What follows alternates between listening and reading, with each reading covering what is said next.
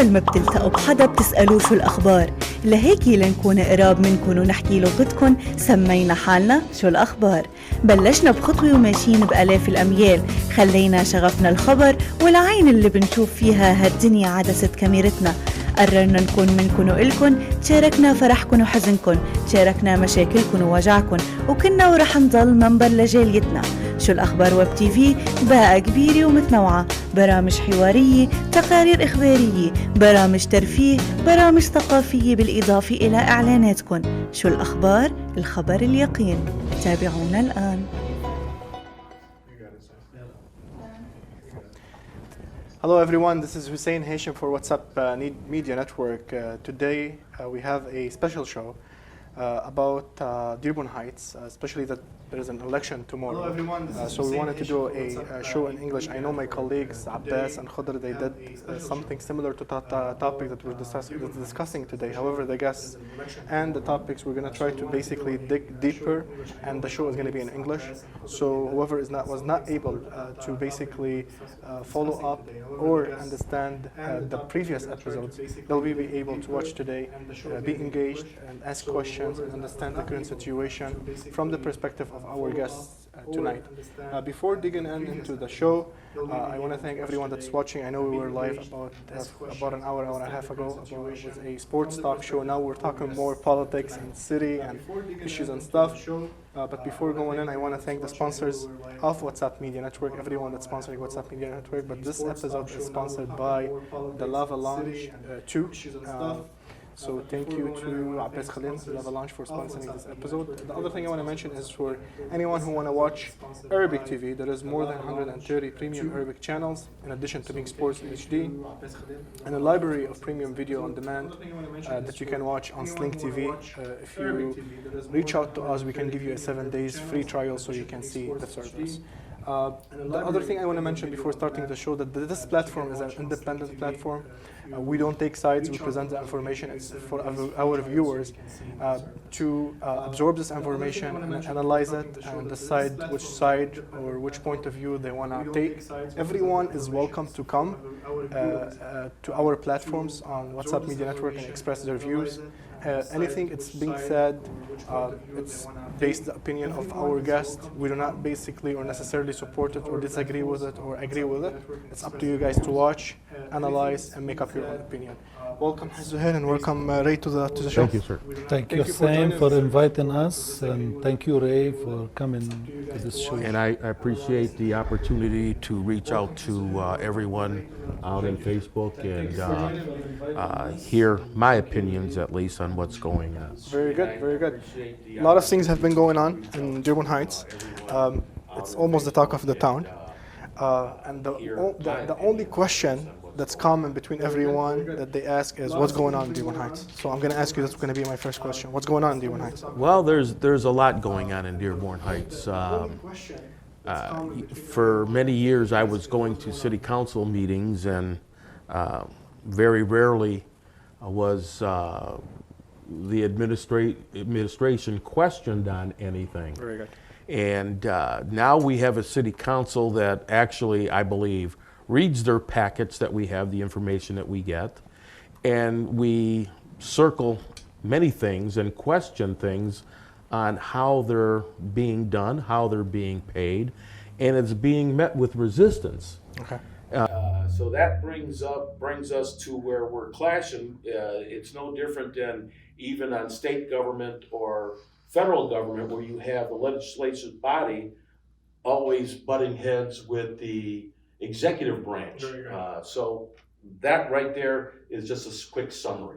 What's the reason behind it? I mean, this butting heads. Well, the butting heads is because we want answers, and the answers aren't being provided to us in a manner that's a truthful manner. Okay. It's a non-transparent form of government that we have in Dearborn Heights. Okay. And who's responsible for that? That would be the mayor. Absolutely, the mayor.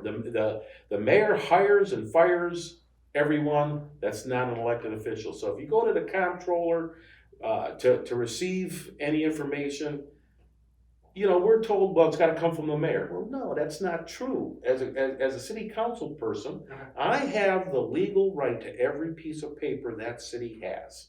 Now, of course, I could understand if you're asking questions about an individual with names, social security numbers of that nature, and, we have to understand that that's, violating someone's privacy, and we would never do that. I would never do that. Okay.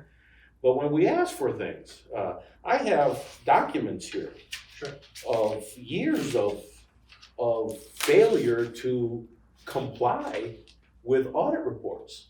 These are letters from audit reports that are done by Plant Moran every year, and the failures of what we're supposed to do and what we're supposed to fix.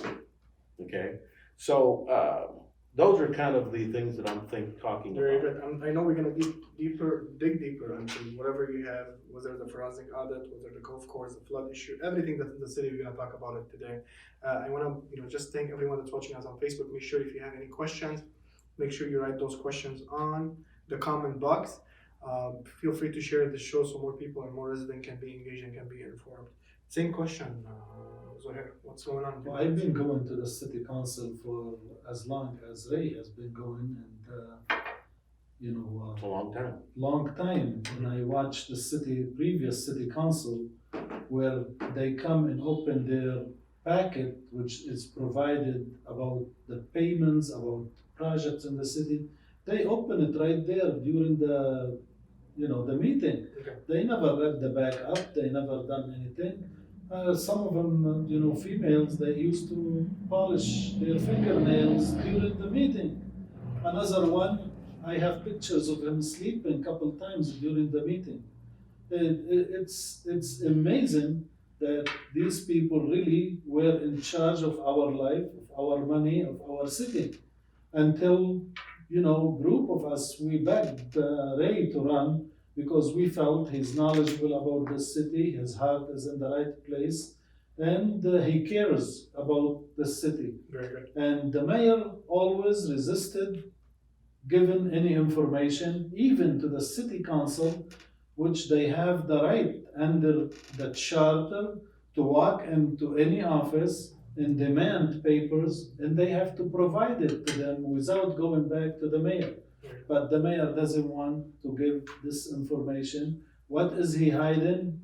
We will find out when the forensic audit is done. Okay, let me get started on the topics that I want to cover as much as possible today, because I really want to get to the bottom of it. Again, we're getting the point of view of our guests. The mayor or anyone that doesn't agree with the information or with the opinions, please feel free to reach out to us. You're welcome to come on the platform and express your opinion, or feel free to write it on the comment box right now, and I'll read it to our guests. So feel free to write your question, feel free to share, and feel free to be We engaged. really would love to hear from Akid, him. for And sure. we would love for him to come and sit and discuss it in a civilized way, instead, basically use foul language on TV and in the lobbies when he doesn't agree with somebody. Very That isn't, the way a mayor should conduct himself or his assistant. That isn't the way. He should be civilized toward us. He should follow the law. And if we are wrong, prove us wrong. Very good. Ray, I attended the last meeting and we went live actually. We covered it on WhatsApp Media Network and everyone was able to watch what's going on. I want to start from that meeting and we'll go back to other issues and stuff. But that specific meeting, the mayor actually vetoed the city council from doing the meeting itself, and you guys had to basically overturn this veto. Why did he do that? And is that legal? Well, he strategically put 3 vetoes into one. Okay. And what I'm believing, he was hoping that we did it wrong. Okay. But we reached out to parliamentarians who know the procedure, and they, instructed us on how to do it. So we had to bring it up at the beginning of the meeting, so we would have the opportunity to override his veto. Now, I know our council chair calls it super veto, but it's a veto override. Veto override, okay. And from all the parliamentarians that I spoke with, said for him to veto a meeting that the city council voted on to add, delete, Okay. change. He cannot veto that. He just. So based on what he did, just as a distraction? Well, he vetoed that meeting because what we needed to do as a city council is to override his veto on the lawsuit that we brought forward against the mayor for not signing our resolution. And we only had 21 days to be able to do that. Very good. So we put on the extra meeting, so we'd have the time to be able to at least exercise our right Mhm. as citizens and as a council to be able to appeal something that we felt was not. Why he didn't agree on the fact that was a regular meeting, not a special meeting? I, Why he didn't agree on it? Because he basically disagreed with you on you guys calling it a regular meeting, not a special meeting. well, and we voted on a regular meeting. We added a regular meeting for the month of July. Okay. That's all we did. We did it all legal. Our matter of fact, our corporation council was in the meeting that we voted on to have an extra meeting, and it was a scheduled city council meeting that we did that with. Okay. And the mayor did not attend, but our corporation council did, and he voiced no opinion about it. So again, I think we were perfectly entitled to do what we did. Ray, the charter said clearly that you must have at least 2 regular meetings every month. But Yes, it did not say that you cannot have 3, More. 4, or 5. And the meeting you guys scheduled was very legal. It was within the 30 days of the month. and it was So- also within the parameters of the charter where we had plenty of time to post it, announce it in every form, either in the paper, on our local TV stations, and on the city website. So it was done in plenty of time. So it was done right and everything was Correct. Very good. Let me now move to the forensic audit topic. The court, you guys, filed a lawsuit. Correct. The court rejected it. Then you guys appealed, I believe. And then Well, we walk did. me through the process so we can. Well, work. So I can only tell you, I'm not an expert on this, please, I'm not an Sure. attorney or anything, but we filed we voted on a resolution to hire a company, an attorney firm, very good. to represent us in a matter of helping us search for an auditor and for them to be our legal mouthpiece, let's put it. When things come through they can counsel us on what's going on with it. Very good. And the mayor refused to sign it.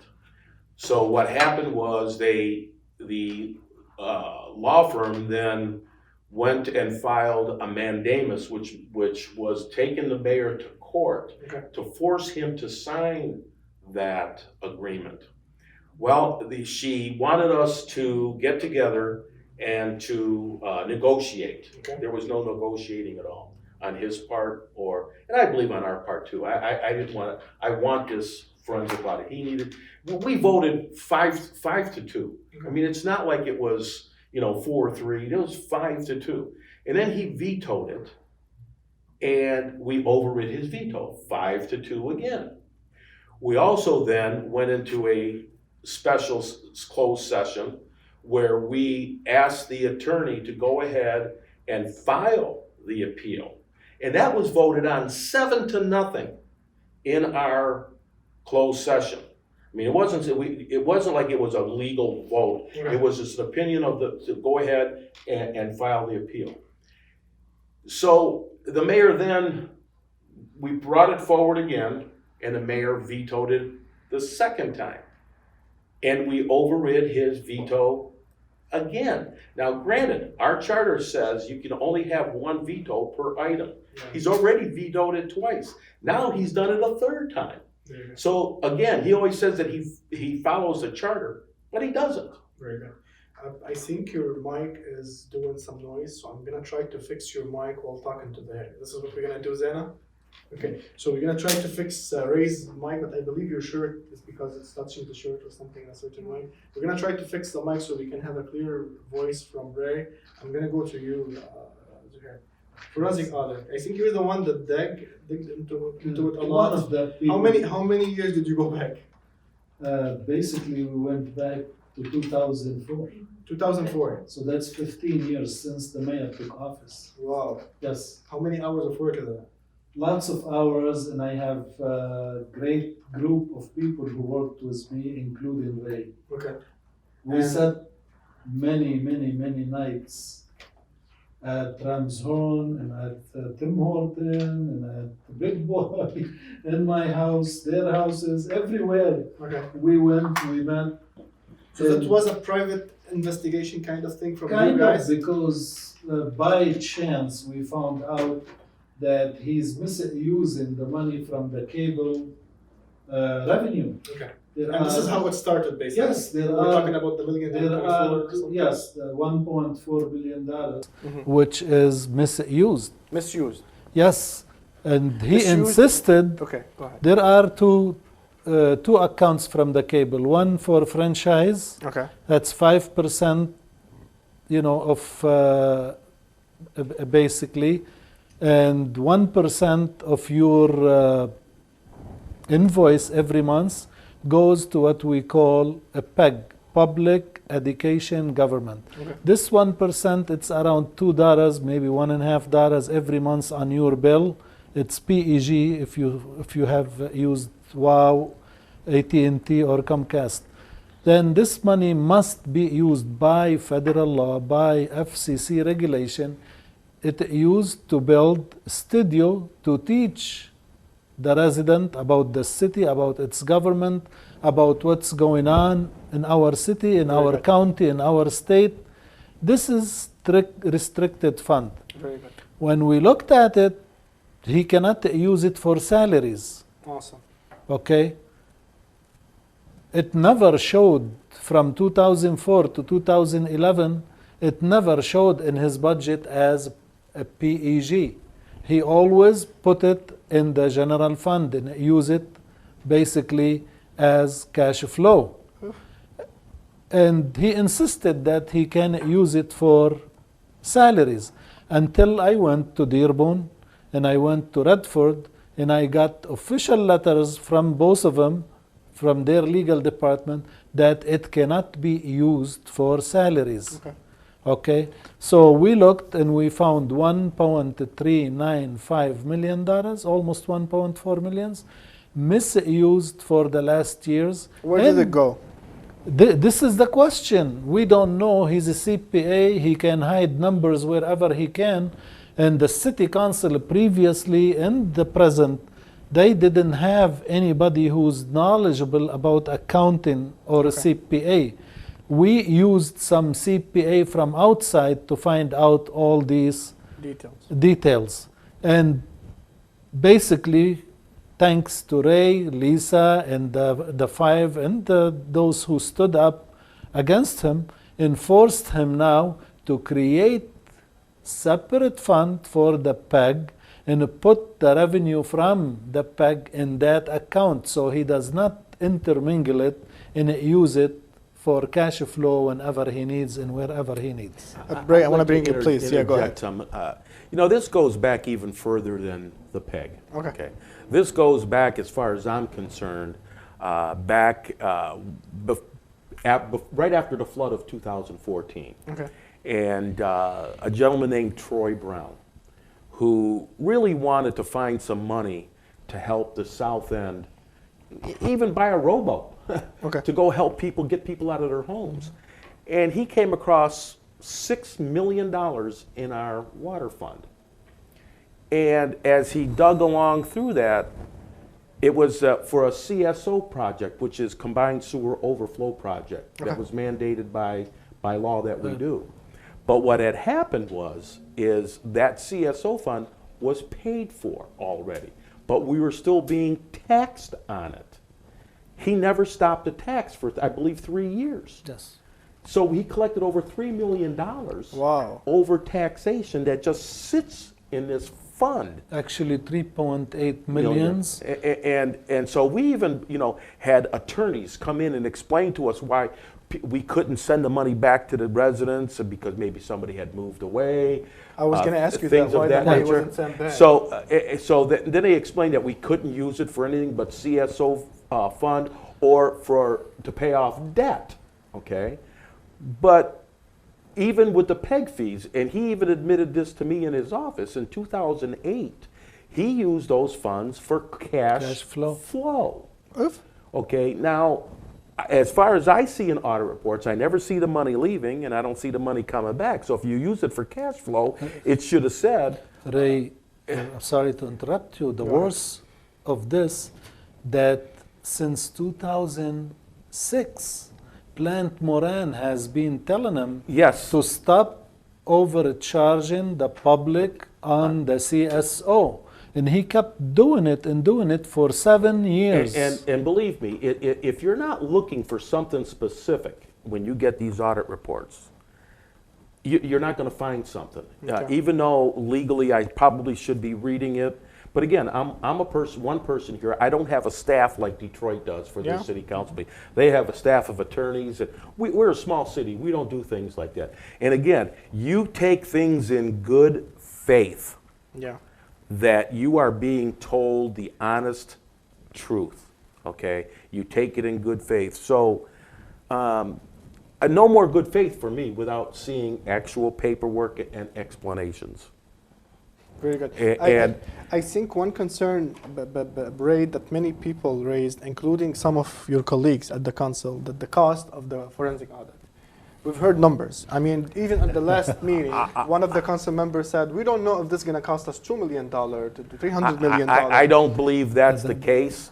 I believe that we will find something wrong, and I do believe somewhere else in our government will take over and do these audits. We're not going to have a full-blown forensic audit of every single department. From the way you guys are planning to do it, which is, it looks like it's going to be specified, it's not going to be basically a general forensic auditing. What's your estimated cost for this? I can't give you. We can't. We don't have numbers. Saying the person or the persons who are saying it's going to cost 2 million and 3 million, based on It's what? a scare tactic. To me, It's a scare tactic, the fear campaign against the residents, to. It's like the Headley override when it was proposed to our residents. How much Troy? I was going to ask you. How much Troy spent to do forensic audit, and Plant Moran did it? $70,000, and somebody is behind bars. Wow. And why this mayor is against it, when the city council are willing to put specific time, specific issues, specific accounts, which I believe, like we did all the forensic audit on several of them already, and we found something wrong. I don't believe we even going to go over $200,000 if even we get there. The city of Troy was very inexpensive, okay? Look, I'm not looking forward to putting anybody in jail. I'm not telling somebody they stole money. Okay. But the taxpayers need to know how their money is being spent. Absolutely. We can't tell the public, hey, we're doing good, we have a great budget, and then still, rob Peter to pay Paul. Yeah. To do it and make yourself look good. It's not a right way to do business as far as I'm concerned. And let me just say this, Lisa Hicks-Clayton could not be here tonight. She had planned on it, but she had a previous commitment with Senator Alexander from our district in the state of Michigan. And she did extensive work on Act 345, which again, she has asked for and to the point of demanded meetings with the attorneys and the staff for Act 345, which is the pension program and retirement for the fire and police department. Okay. They have yet to give her that meeting. She has ledgers with 2 different sets of numbers. Why? Wow. Why? These are very restricted funds, and for years, those funds were again in general fund. Again, good faith, you think that, yes, nobody's going to cheat anybody. You just go ahead you and remember, do it. Ray, when Lisa brought the issue of the retiree health care. He brought all those policemen He in. brought the policeman and the retiree from Florida. And He flew him from Florida to come and bash the city council, and he told them they're going to take your money away. They're going to take your retirement away. retirement And away. that's not true. We're trying And to that was protect the their money. biggest fear campaign he did. Now I believe they know that if it wasn't for Lisa Ray and the group of the people who are fighting on the city council, the act of 115 fund Yes. is not going to be created. But thank to them now, It is. every year we're going to put $2 million in that fund to guarantee that the health insurance for the retiree is available and there is money in it. And he's going to put basically for the next 30 years, every year, $2 million. And the Plant Moran in 2004, 2005, up to 2018. Every year, in their report, they tell him to start putting money away in this retiree health care. Right now, instead, if he would have started in 2004, the obligation was $7 million. He could have put $1 million every year, $500,000, and we would have been in a great shape. Today, our obligations is over $110 million on the head of the taxpayers. Wow. You know, it's 2 years ago, City Council voted to put $2 million aside toward our health care. Okay. And when we asked where that money was, it was still in general government because they want to use it for cash flow. Yes. Again, cash flow. Yeah, cash flow. You know, But this cash flow, what is it used for? it's for everything. Everything. If you want to buy a nut and bolt, if you want to buy a dinner, it's for everything. It doesn't matter for what. It's cash flow And for who the city. monitors those cash flows? That would be the comptroller, the treasurer, and the mayor. Okay, and you guys, do you have access to those cash flow? Do you have access to the numbers? Do you see the details? We you know, the thing about we get reports. Okay. You know, a monthly or bi-monthly report, but those should be almost like a 2-week basis. Even what we call the check register, where all the checks are written that are under $1,500. Okay, that City Council supposedly should not have to approve. I think every penny that's spent, City Council And by should charter, approve. he's supposed to submit to the city council every month And- status of the budget, what he spent and what he has left. But I never seen No, this. well, and that's information that we have to ask for. There's a lot of things that should be done as for being transparent. Okay. Number one, like my big one was I wrote a resolution on having our city cars marked. And the mayor fought it and fought it and fought it and fought it, and he finally signed it, but he signed it, he said it was under duress. Okay, and he still had, the car that he was driving is now parked. Another vehicle that the ordinance director is driving is not marked. They say they fear for their life. Well, I don't buy that.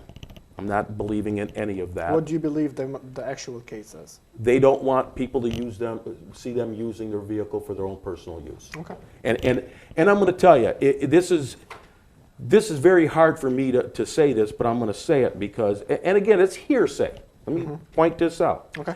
I get phone calls all the time. I saw the mayor at Michigan International Speedway in his car. I saw the mayor downtown at Tiger Stadium or Comerica Park in his city-owned vehicle. I have personally seen him at fundraisers and at weddings with that vehicle. Okay.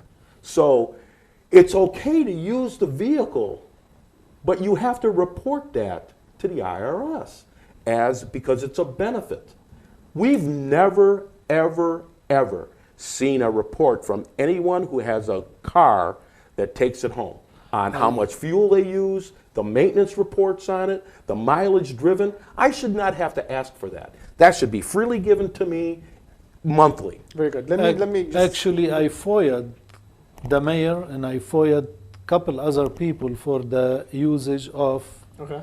the city vehicles. What was discovered? And it was discovered that, in plain English, and I called one of his people in his office, I called that she committed fraud 3 times.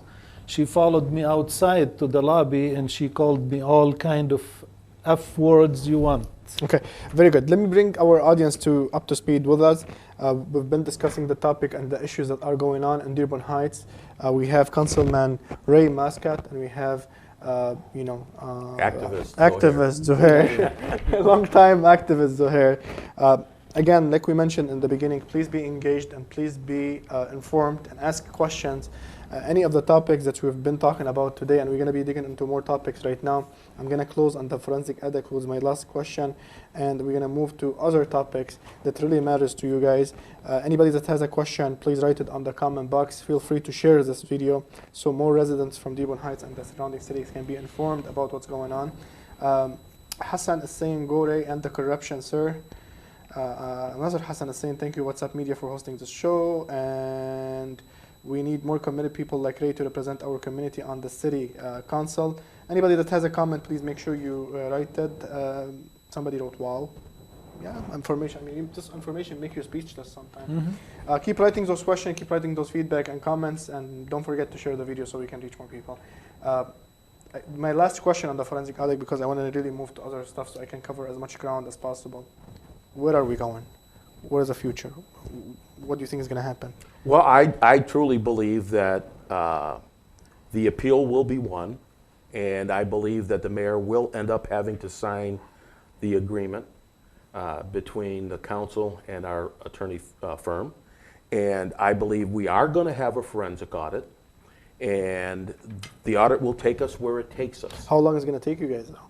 Well, hopefully that this is going to be accomplished in the next 6 to 8 months. Okay. There's also going to be, here in the very near future, a charter revision committee set up, okay, so that this idea of strong mayor, weak council idea goes by the wayside. This council has more authority than what people are led to believe they have. It was more than what I was led to believe, okay? And we need to have some extra authority for the voice of the people. So the council is being represented by an outside firm, not by the council of the. Not by the lawyers. What we want. We want an outside firm, okay, to do this. I feel personally that I don't want anyone that's had any affiliation with the city doing this. It's got to be with fresh eyes. And not any, I owe you or something of that nature, or I'll look the other way type of attitude. This is somebody that, hey, I don't owe you anything. I see black and white here, and you're right or you're wrong. Very good. Either for us being wrong or right. Okay, let me move to another thing, which is basically like, you mentioned a couple of times the 5 and 2. And this is bringing me to the relation and the communication between the council itself and how productive is the council is being and how fair is the council is being to the resident of Dearborn Heights. So my question is, how's the relation between the council members? Are we just fighting? Are we getting things done? What's going on? I can't tell you what other council people think for themselves. Okay. I do know that I'm one of the 5 that usually votes with the group of 5 people. Okay. And the other 2 council members, by no means am I an enemy of theirs. Okay. I have a deep respect for Councilman Abdulhak. Okay.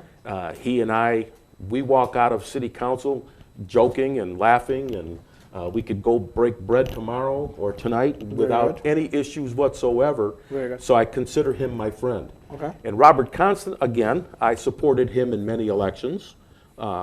Personally, I have nothing against how he votes. He's voting the way he feels to vote, even though I think they're both wrong in the way they're voting. Have there been any communication with you guys discussing the issues and trying to convince each other?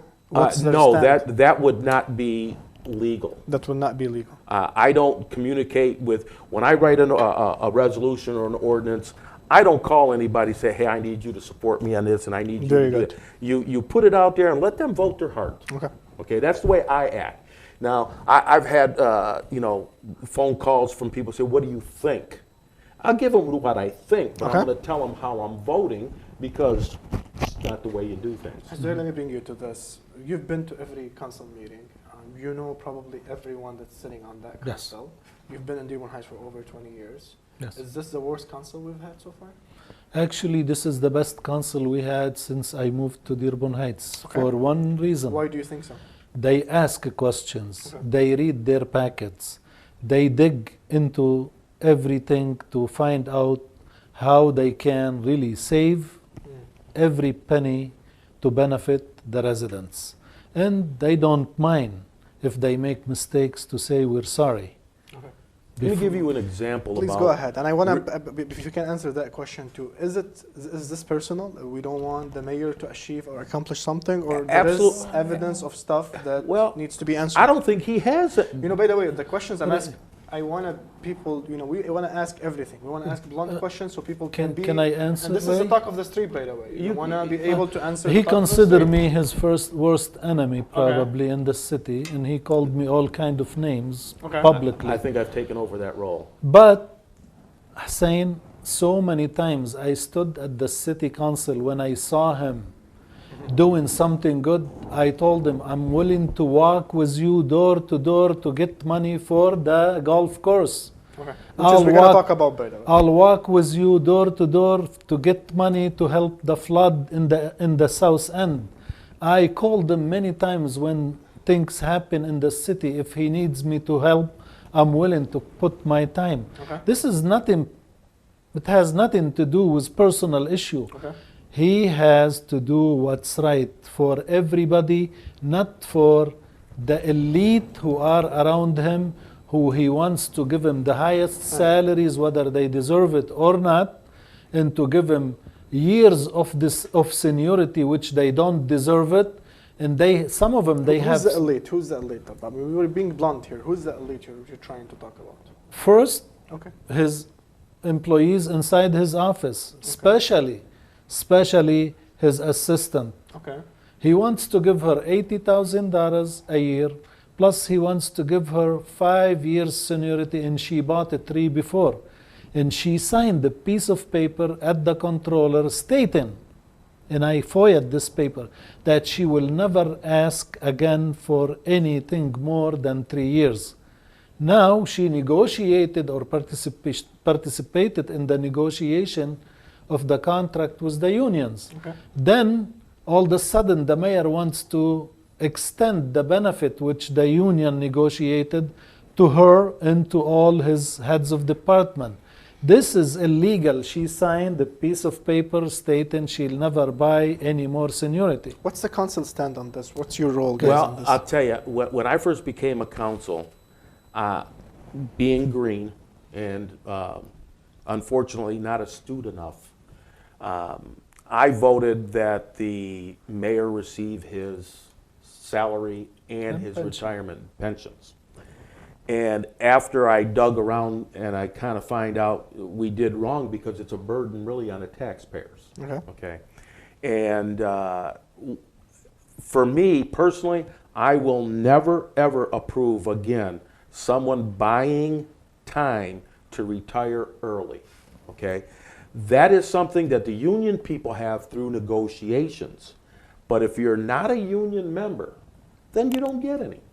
Okay? Especially if she negotiated the contract and participated. That goes against MCL 115.3, I believe, Michigan compiled You law. can't negotiate something to benefit yourself. And I even wanted to have her eliminated from negotiations because her husband works for the city in a union capacity.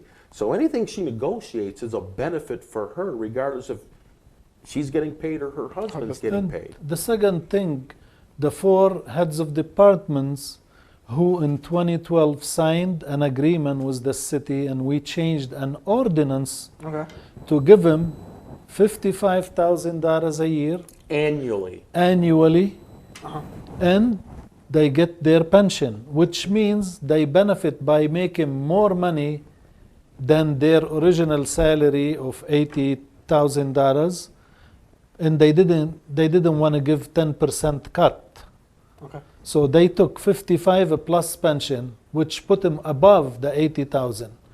In 2018, the mayor comes and he wants to raise their salaries to 80,000. And I was probably the, Illegally, he wants to raise their salaries to 80,000. I personally... Based on which facts, Yani? Well, I'll what's tell you the what it reason is. have been given? I'll- When presented. I'll tell you, he presented the budget. The budget. In Okay. the budget, he wanted to give the directors a raise from $55,000 to $80,000. And right away, I said, no way. They all signed agreements saying they would never make more than $55,000 a year and collect their pension. That's just the bottom line.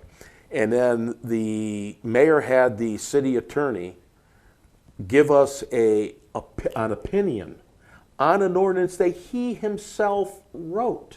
Okay. He himself as of the mayor. As the city attorney City wrote attorney. the ordinance that allowed them to collect their pension and the $55,000 annually. The key word here, annually, which means forever. Forever. Okay. So that in his opinion, he tried to change the meaning of the word annually to something that was not, that was only for that short period of time, 1 or 2 years. No. Okay. Actually, Ray, he was trying to slide it under the nose of the Of- city yeah, council because he didn't think because that they we would are remember. new. And I But- told him so. But I Ray, said, you were there in the city council, and I was there when the ordinance was read. I was not twice. I was not a council person at the time, but I was there at those meetings, and I've been going to those meetings for years. And I remember the big discussion on that. Why do we want to keep them? And they said, well, we're going to save money. And then it was passed. So I remembered it. And then when he tried to bring it up, and I mentioned, are you doing this because everyone here is new? And I was here. It's not going to happen. Those people then left. Okay. They were angry. They weren't getting this 80,000 plus their pension. Well, let me. Where do I sign up? I want a job like that. Okay. Were those positions filled, or what happened? Well, now everyone is filled but one. Which one? The one for the building engineering department. What's the reason? He says he can't find anybody that will take the job for less than 80. But he said that also about the DPW job. And when he did find someone that was qualified, and thank God we found Mr. Selmy because he's a great director, he came to council and asked us if we would bump that salary up to $80,000. And we discussed it, and I believe it came to a consensus that we only wanted to give $75,000 for the first year to see how things go. We didn't want to give all the money at one time. And the new director agreed to this salary. Now, he could do the same thing with the building engineering director. He could find someone, come forward to city council, say, hey, I found this guy, here's his resume, he's done this. Can we pay him more money? He's never done that, because I believe... Is the position posted? Is any applicants been accepted? No. There are He applications. says no, but there have been applications, and I know people have wanted a job. Matter of fact, there's one current employee who's been working for the city for many years, wants the job, and the mayor keeps telling us he doesn't want it, which is What's not the true. reason? What's the reason being given out? I don't think he wants the person as a director. So The information saying I have, he wants to bring back the old Director director in November. in November. If I'm going to tell everybody what's the scheme about this election and why it is so important. The 5 members who are getting along and they are fighting for the residents and doing a great job, in my opinion, they form what we call supermajority, which can override any veto the mayor has. very good. Now, he brought several people. He put names left, right, and center in this election.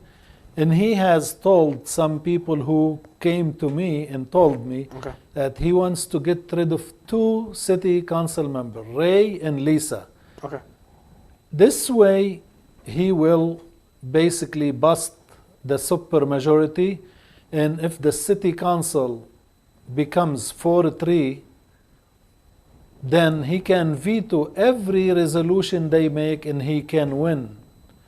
He becomes the dictator of the city of Dearborn Heights. And this shouldn't happen, and that's why we are here and we are supporting Ray and Lisa, and that people can, if they believe in us, if they believe in what we have done for the last 20 years in Dearborn Heights, I hope they listen and they vote for Ray and Lisa and one more person, either Jamal or Dave Abdullah, as they like.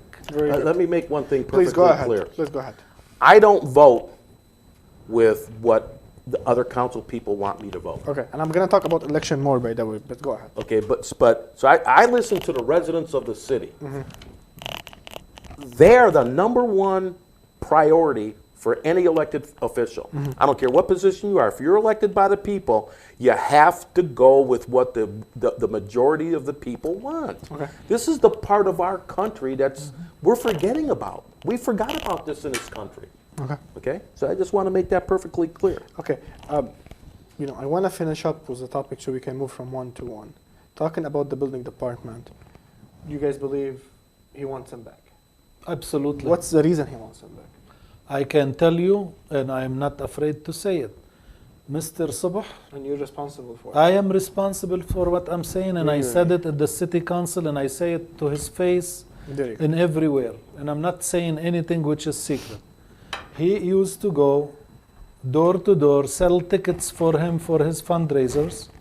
He goes and collect $1,000 checks from people who have businesses in the city, and he brings all this money to the mayor as contributions. So Mr. Subh Isn't this how politics work? this is politics, yes, but you do not use the building in safety, in your power, in your relation to people, to basically go get the money on city time, city car, for the benefit of the mayor. And there are some things, which I know I cannot say right now. I am waiting, for... Yeah, Akidi, if we don't have facts, we don't No, want no, facts. no. I do have a witness. I do have more than one witness about some things wrong went in the building. But I hope people who been harassed, who been treated badly, they come forward what they are afraid of. But wasn't that building department saving the city money by going and doing inspections? That's his job. Okay. That is his job. Because that's one of the reasons I heard that he was saving the city money by going and doing That's stuff. why he's getting that salary. He's not doing favor to the city. That's why he was hired. Ghenwa is asking you guys, why didn't anyone speak up about this before?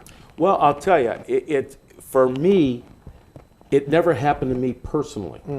I've had phone calls where people have said that I was asked to give money to do this, do that.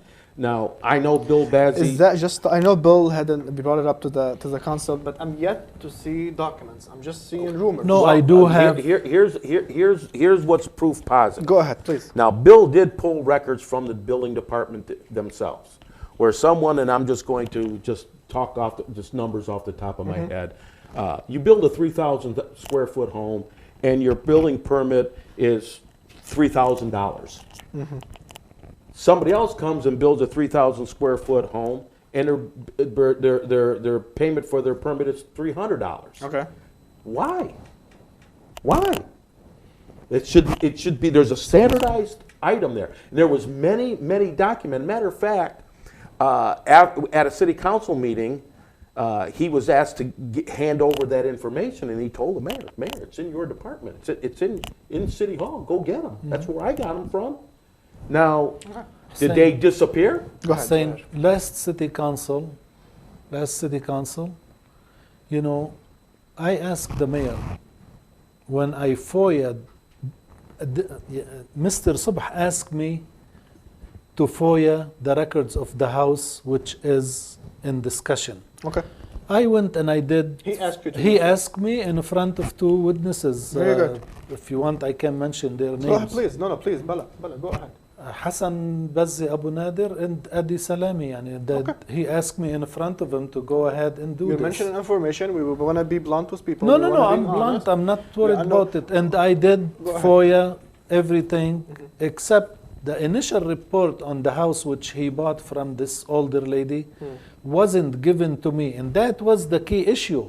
That when you write a report, when you inspect the house, and you tell her you need $10,000 to fix the house. Okay. Then you go and tell her, I'll buy it, but you deduct $10,000 from the price. And she agreed because she doesn't have the money to fix it. Okay. Then you go and pull a permit for $1,000 of repairs. And what happened to the rest of the money? What did you do, Okay. Talking about Was that the rest- specific example in general, نحن as people who work in the media, we've read the article or the interview he did with the Arab American News, and he mentioned that he paid actually above market value for the house. That's not what he says. The woman, she was offered $70,000 according to him. And when he asked her daughter, she said, I want 90. Okay. He said, okay, you have $10,000 repairs, I'll give you 80. Okay. And he supposedly bought it for 80, but he rented it, he fixed it and rented it. He spent $1,000 according to his permit. I have the permit, I Very have good. the amount of the permit. I'm Very not bringing anything from the sky. No, everything I'm telling Hussein, I have the document to prove, and it came from his department. What not from upsets me about Go that ahead, whole Ray, thing, I please. really don't care what he paid for it. Okay. But when you go out to do an inspection as an official of the city, how dare you go say, I'll buy it from you? Okay. And because he just does real estate on the side? That to me should not ever be done. I'm an official of the city, and I'm gonna go and inspect your home, and then I'm gonna turn around and say, you have this wrong, this wrong, this wrong. Hey, you don't have a lot of money. I'll buy it from you. And then actually, he told her he was gonna buy it for his daughter. And he bought it, and the next day he put a rent sign on it. It wasn't really for his daughter. And then he went back the same night and told her she had a bad roof. He wanted it more money coming off after that. She says, but you didn't tell me that. He goes, well, I'm telling you now. So Ray, the council brought it and to, let me tell you what We I brought said it to his office. Yeah. We brought it to mayor's attention in Okay. his office. in his office. okay, and What okay, I the said, mayor, the mayor what I Mr. said, Muhammad, Hussein- he resigned basically, right? Yes, he left. he left because he What was I- already retired. Yeah. And then he just finally said, I'm out of here. Okay, I want to finish that. And what I topic. said publicly Hey. last city council, Hey. that you sent me from your office, Mr. Mayor, that there is an outside investigation about That department. that department. Okay. This 9 months passed. What happened to that investigation? What Nothing. happened to the investigation? Nothing. What He's issue? done nothing. Well, he's never even told council there was an investigation. That's the other problem. If there wasn't an ongoing Is the investigation still ongoing or no? We we don't, don't know. We don't know. We don't know. We don't And know. he never even came to council to tell us there was an investigation going If on. he's planning on bringing him back, if Ray and Lisa in There'd be no objections. in the making of the city council changes, he's going to bring him back and nobody going to say anything. Okay. That's his plan. I mean, how important is this department and the performance of this department, It's- especially with the new investments in Dearborn Heights? It's very important. Now, we can go by the wayside of other cities. You have like East Point. Doesn't have any inspections at all. You buy a house, you get what you get. This- And it's not very wise for a new homeowner to make sure that homes are at code, that things are being done when you pour cement, that the contractor is not robbing you by putting his forms in too low or Yeah, you follow the zoning. and zoning ordinances and things of that nature. And I know the people that are on staff are very knowledgeable people on buildings. So I mean, they point out things. Okay. So it is very important. Very good. Okay, I mean, what's the plan B if this position is not filled? What's going to happen? Well, just here before during the budget season, we had our ordinance director come before us and mention a few things that they wanted to change up the way they do inspections, that you don't really need to have a certified person. You can do safety inspections instead. And I believe that they were trying to get him, right now he's running the department, which The mayor is running the department? the ordinance director. Ordinance director. And I don't, he's not, he's a nice guy, but he's not qualified for that. Does he know how a GFCI outlet works? How does a three-way switch work? He doesn't understand that. I'm sure he doesn't. Okay. So right now he's running it. I wish he wasn't. He complains about being overworked. Well, you accept There those is jobs. already somebody who is a PE with master's degree, and he almost was the CFO of the airport when he worked for the county. The mayor doesn't even want to give him a chance for an interview, and the man is willing to work for $55,000. He's retired. He's retired. He wants something to do. Very good. Very well qualified, but the mayor doesn't want to give him a chance. Okay, let me again thank everyone that's watching, bringing you guys up to speed with whatever is going on, because some of you are asking questions of things that we answered already. Someone who asked about the next step to get the audit moving forward. The council already appealed the decision of the court. Ray has mentioned, between 6 to 8 months, you guys should be hearing something. Hopefully. And then, let's say this appeal didn't work. You guys gonna appeal again? Absolutely. We're going to do something one way or another to get a forensic audit. Very good. Okay. Let me move to another thing. Speaking of ordinance, I want to talk about the new ordinance for hookah lounge. This is something that got a lot of heat. Yes. A lot of bashing on social media and stuff. A lot of media attention on the council. Especially between the thing that happened with Sky Lounge, and they're trying to basically to open something in Dearborn Heights. Bring everyone up to speed with facts, please. Well, number one, at the time the moratorium was put in place, the 180-day moratorium, I had no knowledge of anyone trying to open up a new hookah lounge. Okay. That's one. I don't make it a habit, or I don't think anybody in city council makes a habit of going down to the building engineering department and pulling all the permit requests and permits that were given out. So we don't know what was pulled and what wasn't pulled. Okay. We've heard the disturbances going on in the great city of Dearborn. Okay. We were very concerned about it. We have a city that's not very big, and we already have 7 hookah lounges. You take the national average, a city our size should only have 1. We have 7, okay? And so we decided that we should reduce the amount of what type of business that is. Same thing we did with the medical marijuana, okay? We didn't allow it to come in. Matter of fact, I don't think that you could open up a strip club in Dearborn Heights, okay?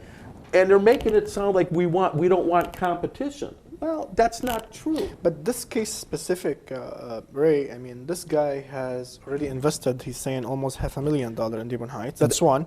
And the other thing, work has been done.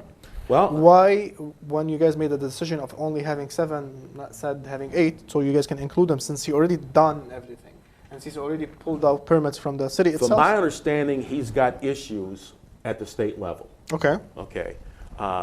Councilwoman hicks-clayton has pulled documents from the state. He has a lot of issues in the city of Dearborn with his business. I can't attest to it because I don't go to hookah lounges. Okay. I have gone to fundraisers at a hookah lounge, but I don't go frequent them to sit and But talk. didn't the council know? You guys live in the city. You guys didn't see that there is an investment that's open But there? nobody told us there was a hookah lounge being built until even when we brought forth the 180-day moratorium. Okay. Nobody in the city who had those documents or seen those documents said anything. They didn't say anything until it came up for a vote that night, and it was the mayor who said it. Okay? So why isn't city council informed of all this stuff? Again, no transparency between the executive branch and the legislation branch. There's no communication channel. It seems like. Go ahead. They should follow the chain of order, in the way they want to open. He wants to move his license from Dearborn to Dearborn Heights. He has to do that from the state, not from us. Okay. Now, when he went to the city, it's a statewide license. I understand that. But the city of Dearborn Heights has to approve special use for that area through the planning commission. Okay. Nobody sent them to the planning commission. Nobody knows yet. Let me correct Who- something here. Please.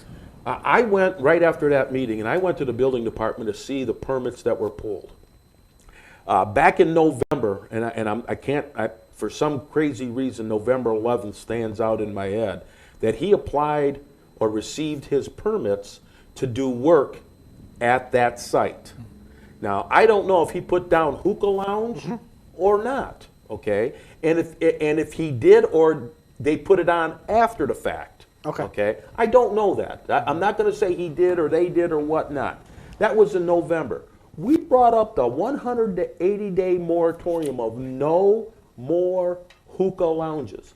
Why wasn't the administration up front saying, look it, we have a guy that's put in permits, he started work already, they never told us a thing. Okay.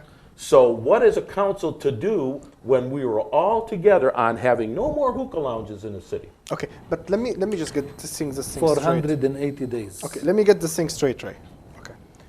The guy had already done work, okay? When you guys decided on this ordinance, were you guys aware of this hookah lounge opening, yes or no? No, I was. When did you know, or when did the That council day. know? That day. That day. That you And- guys voted on the ordinance? Yeah, that day. The mayor didn't know about the ordinance?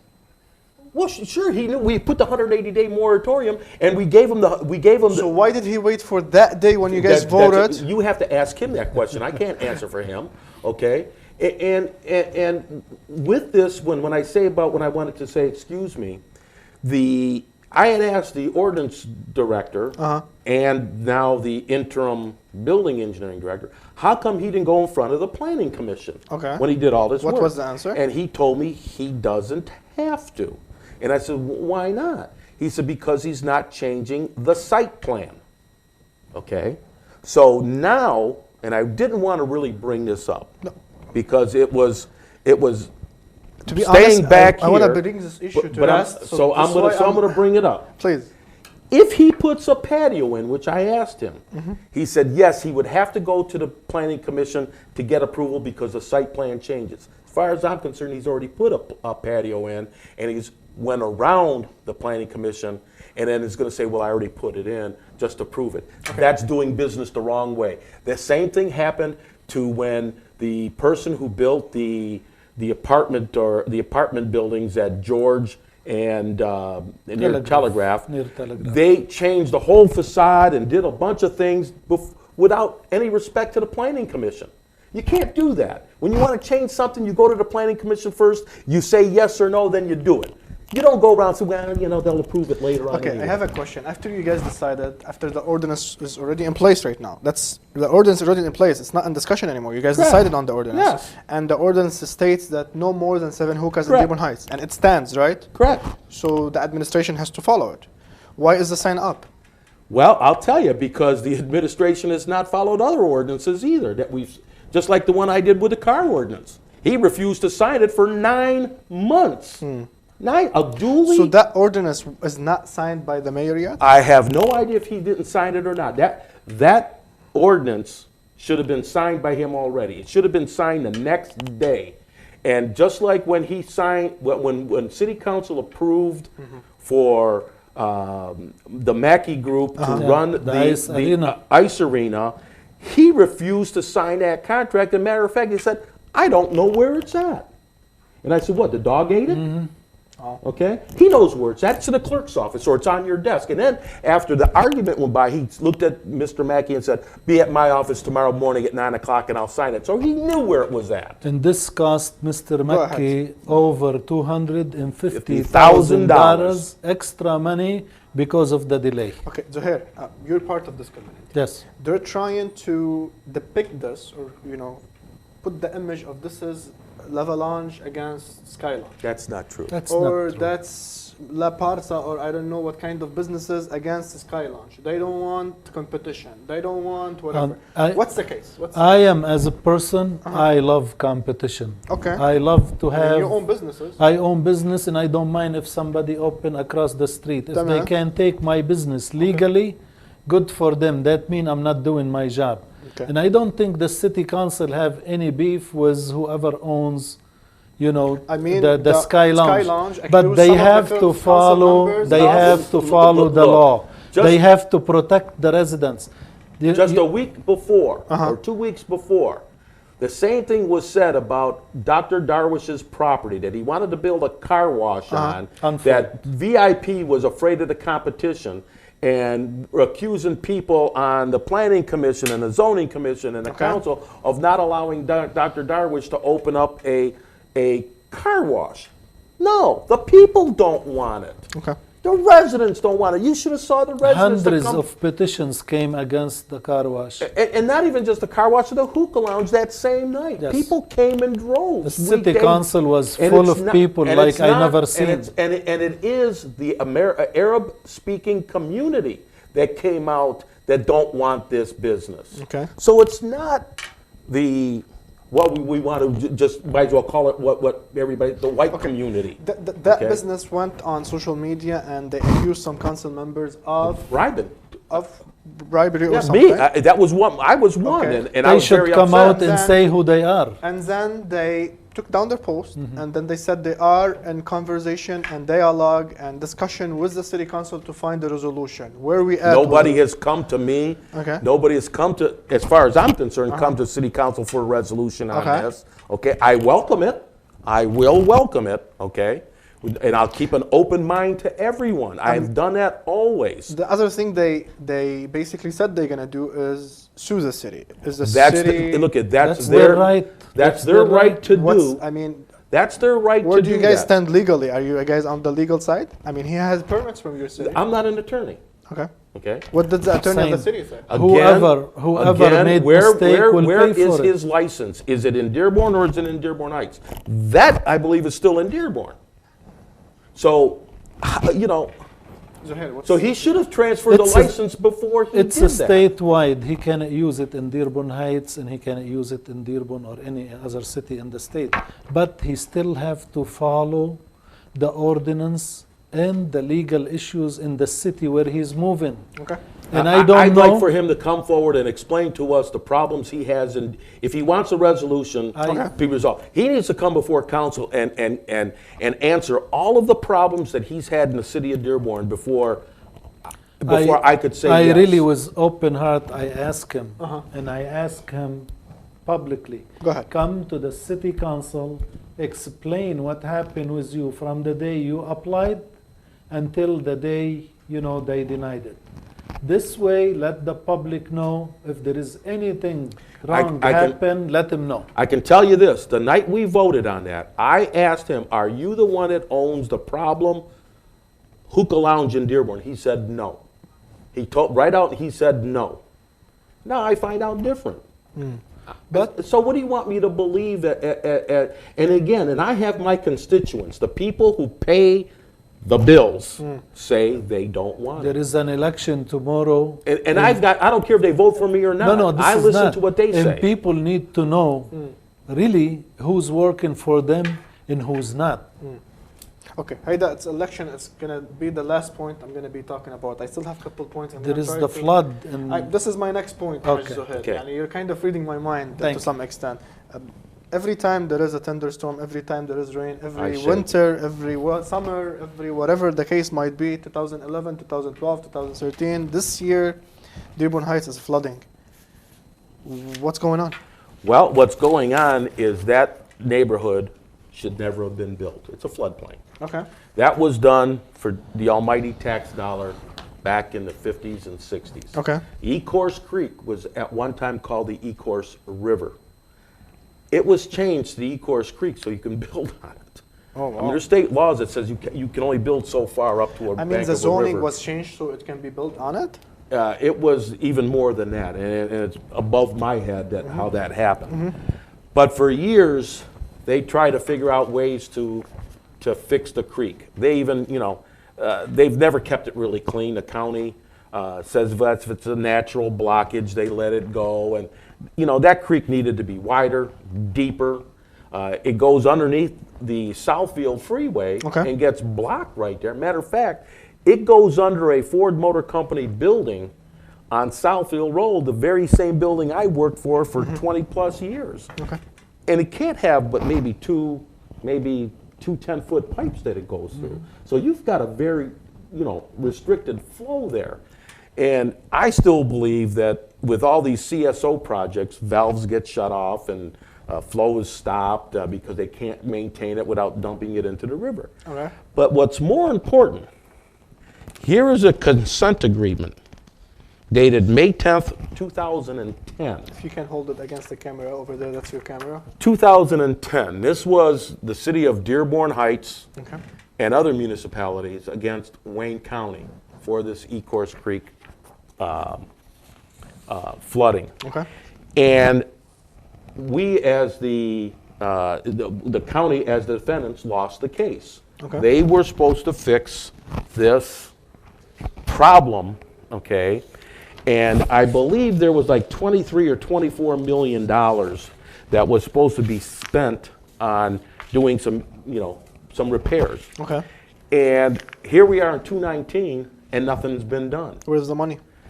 Well, the money wasn't allocated because it would have to be divided amongst all the communities, Okay. which $23 million is nothing. But I'm sure that 2010 to 2019, that price tag is going up. What's the proposed solution for that area there? Well, the actual best proposal Uh-huh. is the Army Corps of Engineers coming in and doing what they want to do for at designing and implementing another retention basin at our old incinerator site, okay? Okay. Which the mayor tried to sell unsuccessfully for years.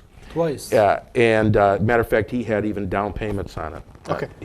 But here's a consent agreement, and it's good reading. It's and I'm gonna tell you, Lisa Hicks-Clayton did. Yes. Let me read this from Lisa Hicks-Clayton, if you don't mind. Sure, okay? go ahead, please. Since August 11, 2014, walking home to home and hearing our flood-impacted families of Dearborn Heights, I haven't stopped advocating and securing resources for our community. Lobbying, meeting with, and seeking funds solutions for the U.S. Army Corps of Engineers project, a solution for the Ecorse Creek flooding liabilities. A timeline for funding at the federal level has been developed, worked with our councilwoman Rashida Tlaib and Debbie Dingle. Thanks to their leadership, a 3-year plan has been mapped out. On June 14th, on a conference call with the U.S. Army Corps of Engineers and Congress representation, the information was revealed. The end result will be breaking ground and bringing relief to our community. Furthermore, working with Wayne County Executive Officer Warren Evans' team, under his leadership and commitment to public safety, Wayne County has submitted the plan as sponsoring government agency. At this time, the question of how the 25 million county part will be assessed, so I was wrong on the 23 or 24, it's 25 billion. Okay. This only happens with collaboration between all levels of government and leaders advocating on behalf of their citizens. Not just immediately after flood, but ongoing calls, letters, and determination to see a solution. Now, I do know that when I became a council, before I became a councilman, this right here was brought up at a city council meeting, Okay. and the mayor said, we don't want to do this. What's Now- the reason that was given? No reason. You don't want to do this, whatever. And then he told us here after the flood of 2014, right around 2015-16, he advised city council people and residents not to call their state and federal representatives on this issue. Huh? Not to. Why? Now, after this recent flood, he tells us, yeah, we got to go with the consent agreement, and we have to call make sure we call our representative. I don't know if he wants to take all the glory in this, as look at me, look what I've done, or I don't understand his reasoning. Okay. Okay? Lisa has been going after this for years. I mean, Yes. I've seen that And statement she on her should Facebook take the account. credit for it, when she I worked. mean, I didn't do any of this work. She did. worked with the county. With that subject, has been any lawsuit against the city because of the Yes. Flooding? Oh, Yes, we've had lawsuits. hundreds Any- of lawsuits, and always the mayor managed to take all these lawsuits to closed session Okay. and settle them, so the residents wouldn't know how much he paid to settle. There is one settlement that it was brought to social media not too Yeah. long ago about one of the old. I council- did bring it up. You're the But one that brought let it. me explain. Go ahead, that. please, Ray. Go ahead. Now, in all defense to Mr. Berry. Okay. Okay, now, Tom was a councilman when I was a councilman, and I know Tom Berry myself Okay. Personally, on a personal level. Very good. Tom hired an attorney, Okay. and he did what he thought he needed to do Very for a good. settlement. A lot of people want to either file class action, Okay. or they don't hire an attorney. So again, they want a city council to pay them money. We're not the legal part of this. Very good. We can't tell you, yes, sue the county, sue this, sue that. We just tell them here, the paperwork's available, you need to do what you need to do. So in Tom's defense, he did hire an attorney, and his attorney must obviously did a good job. Go ahead. Do you want to say something? Want to comment on this? Yeah, Tom Berry got the money which he fought for, but it should have been, across the board for all the same people who did not have money to hire lawyers or do whatever or have the connection. They should have paid them. Anybody that's been having damage to their property, have they been compensated by the city or anybody? Anything that was said in closed session, I'm not allowed to reveal. Okay. So I'm going to have to pass on that question for legal issues. Okay. We're gonna respect that. No, I know that there are lots of people who got some money as settlement. Very Some good. Let me move to the next. Yes. I'm sorry, I'm trying to cut off, but I want to move to topics. I want to get this thing moving and keep it going, so we don't stick on one topic. Golf course. When this topic came up to the public, some people were against. Some people, let's just give it to the Wayne County, let them take care of it. Then it was voted on to be bought by the city. Well, here's how that went. We were in a city council meeting, a study session, and the mayor came in and said, I need to cut this short. We got to go into a closed session. He brought in county people along with our Wayne County Commissioner, Diane Webb, and told us that the county wants to sell the golf course for $1.8 million to some developers.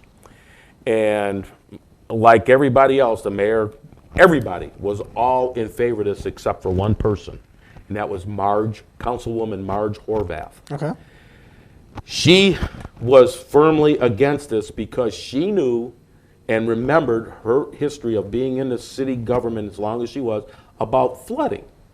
She finally told us, hey, what about the flooding? And yes, she was right. Every time it rained, the golf course was underwater.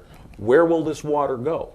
So now we start thinking. I even wrote a letter to the county commissioner saying, yes, this is a great idea. Then I retracted that, and so did other council people, because our eyes were open to the fact it's a flood zone. We're gonna, they may build these monster homes high, but then that water goes into the other subdivisions and ends up in their basements. Okay, so we didn't want that. So the other alternative was to buy the course ourselves, okay, which we did, $1.8 million. But I have hammered the mayor on more than one occasion about getting the management company that we need to manage the golf course, and to put a deed restriction on this, so the golf course stays a golf course without any building on it. We're being pushed aside on that. I keep asking them about the managing company. The management company that's there seems like they're doing a good job. Okay. But he doesn't want to invest his money on buying golf simulators for the winter and keeping the restaurant open. What's the plan that's being proposed for that golf?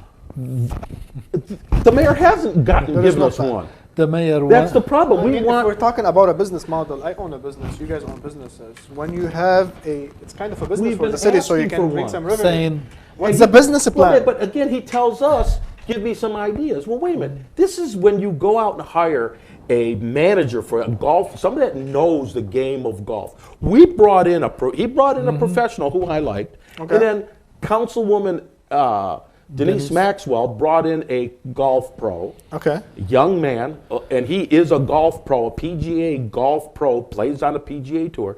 The mayor ridiculed him because he didn't bring him. He goes, he ridiculed him. He embarrassed us.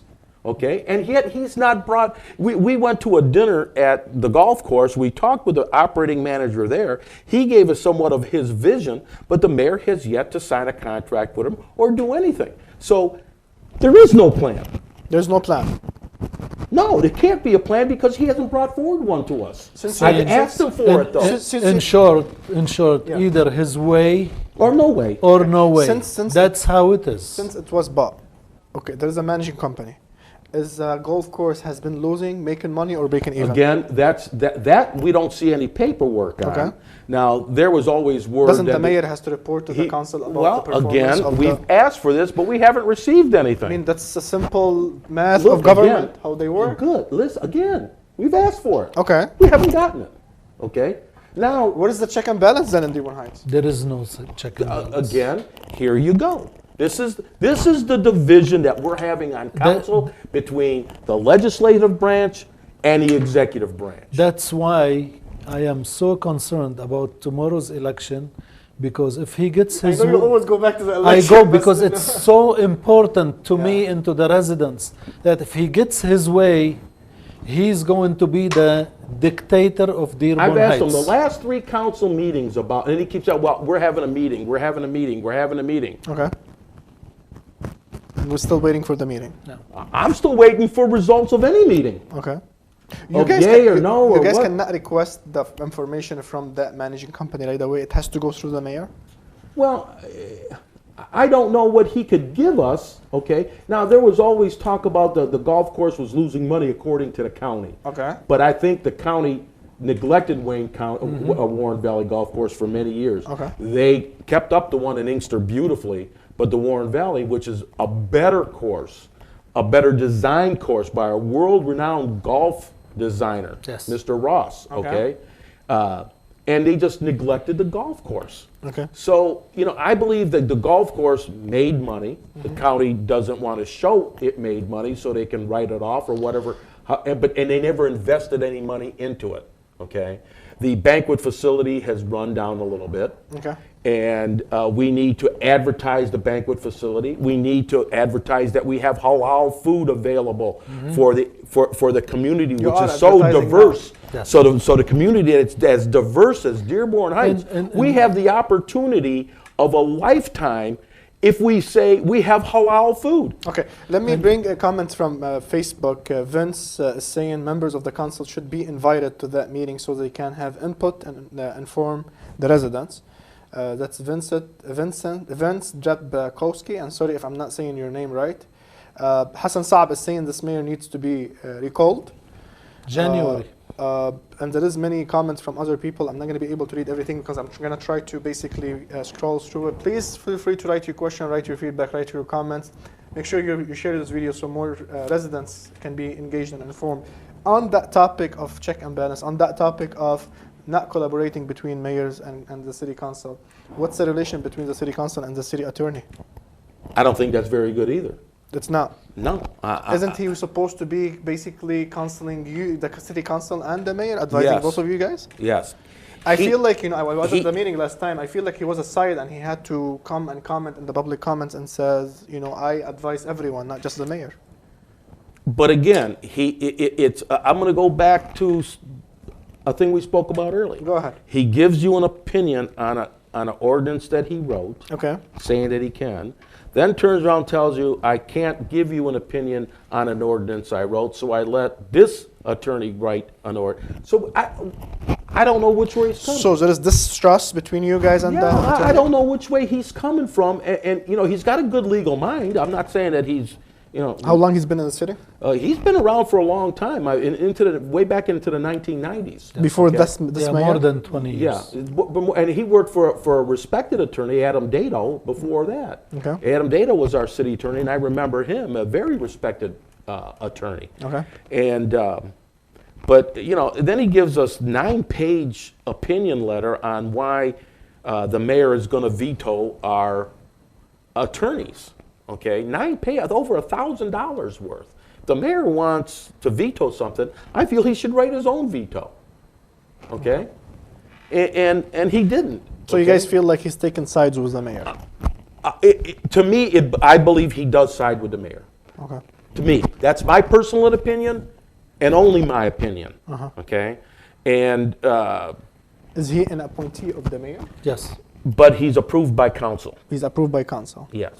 I mean, you guys have 5-2. Have you guys looking into the case? I'm not ready to comment. You're not ready to comment on that? No, not yet. Zouhier. No, No? not yet. When it comes to legal, No, I really like Gary Mayatki. but there's difference between liking someone And I think he has a great legal mind. Okay. But He does. He has a great, but and he knows municipal law. He needs to okay. approach the city council if he cares really about the city and tell him, that's what you need to do for forensic audit. Sit with me, tell me what you need, and I am willing to help. Very good. Let me jump to other That's points. how it should I be. want to get to election because I know tomorrow is election. We have a special coverage for election tomorrow, a show at 8 p.m. To cover the election in Dearborn Heights. We going back to the subject of covering the city council meeting not so long ago, I believe 2 weeks ago. We walked into a old building. There is some mold smell. There is no space for us to put a camera or something. There is no media person or a sign to basically help you with audio or anything.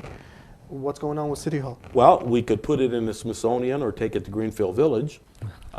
It would be real nice for there. Okay. We've talked about this. There is no budget for updating City Hall?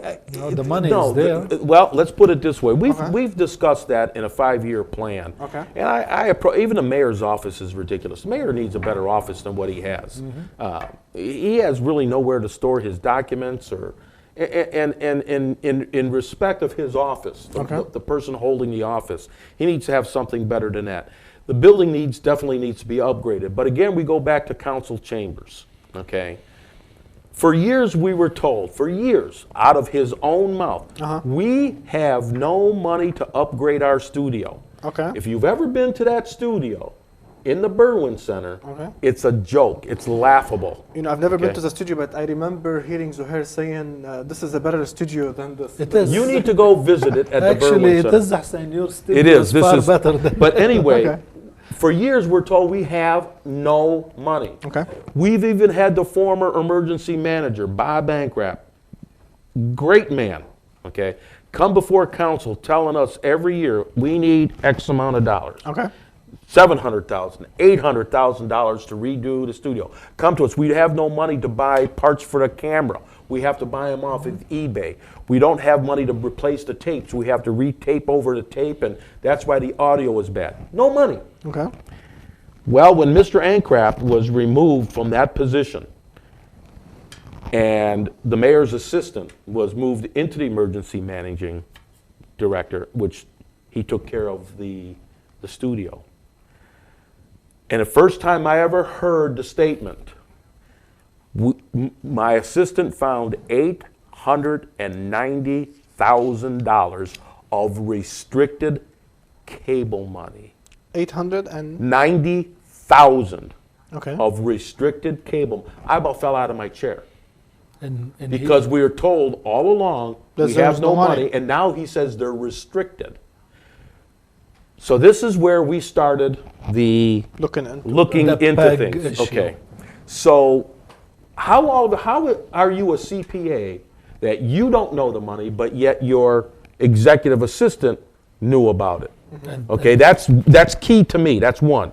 Number two, now we go back and look for this money, and the distortion is clear and obvious. Okay, so and then he even verbally told me in his office, back in 2008, I used that money for cash flow. Very good. So I'm just saying that he knew about it all along. Bob Bancraft was giving us a hint that the money was there, but couldn't come out and say, yes, Mr. Mayor, you're lying, that the money is there. He couldn't say that because he feared for his job. Why he doesn't want to use the money if there's restricted money for that specific stuff? Cash flow. Again, cash flow. Cash flow. Okay. Any comment on that topic?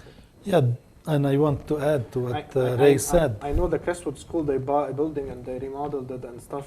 Oh, that is different issue. There is too. a different issue, but I mean, Crestwood School, we have nothing to do with this. I know you guys don't have anything The to mayor, do with it. the mayor said exactly to the word probably that he was going to sell. that that his assistant found $890,000 in restricted fund which he didn't know about. Yeah, he said he didn't know about. And he's a CPA. He prepares the budget. He didn't know about almost So $1 now he million. knows. Now he knows about them. Have the money been used No. to date? No. They allocated 450,000. Yeah, we allocated, and we were supposed to have, and I said we got 890,000 of restricted fund. Okay. Let's use the whole thing and Exactly. build a beautiful studio. Even redo city council chamber where you can have the studio. Exactly. Okay. No, we can't do that. What's the plan? He what- There is no he plan. doesn't want the So, public again, on to this know topic, there's what's no going plan. We on. haven't heard any plan. He doesn't want the public to know what's going on in the city. Okay. It's a secretive society in his office. Okay, Kimberly Mooney is saying waiting for this forensic audit, then clink do it for the mayor. Michelle Wilson is saying get rid of the joke attorney, he not for the citizen of Dearborn Heights. He made my life hell after I bought a house in Annapolis for cash and had owner occupy, and the city took it out of ownership and told me my house was a rental property only to make me give more money to the city, put out a warrant for arrest, and whatever other stuff I cannot. She should come to the city council and say her story, because the more people come out, the more people will understand that there is a good city council right now. They are working in harmony. Even there is, a 5-2, but I still think they are working beautifully together. Okay. And there is no need to change them. Very quickly on that point before I move to elections, because I'm going Okay. to spend some time on it. What's your thoughts on development and new investment in Dearborn Heights? I mean, we've seen Dearborn Fresh is opening there. We've seen other buildings. Well, I think What's it's going on? wonderful that we are getting the investment in the city from investors. Without the investors, we would be nothing. We'd have the same old businesses that are closed down, empty buildings. We had a Rex's Barber Shop that was the gentleman passed away, and WB Construction Development has taken that property over and building a beautiful building. We have other the market on Ford Road, Dearborn Fresh coming in. Okay. I wish we were a little bit more. City Council was more involved with this, because I would have loved to see that Dearborn Fresh pushed back a little bit away from the street, personally, and. But without these investors, we'd be in big trouble, because let's face it. And we need to go to the south end too. And the South End is some not getting money there. the South End is not getting, for whatever reason, the big investors come in like Dearborn Fresh and Papaya and places of that nature. For them, they have to drive from Van Born all the way to the Ford Road corridor, and I mean, you guys mentioned, if I'm not too long ago, about revamping the Van Born corridor. well, along again, with Taylor. and here's my thought on all of this. Okay. We always put a lot of money into studies. Okay.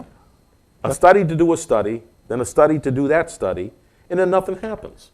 We've put money into this, and I've heard nothing of it since. They say, well, we're having meetings, but nothing coming out of it.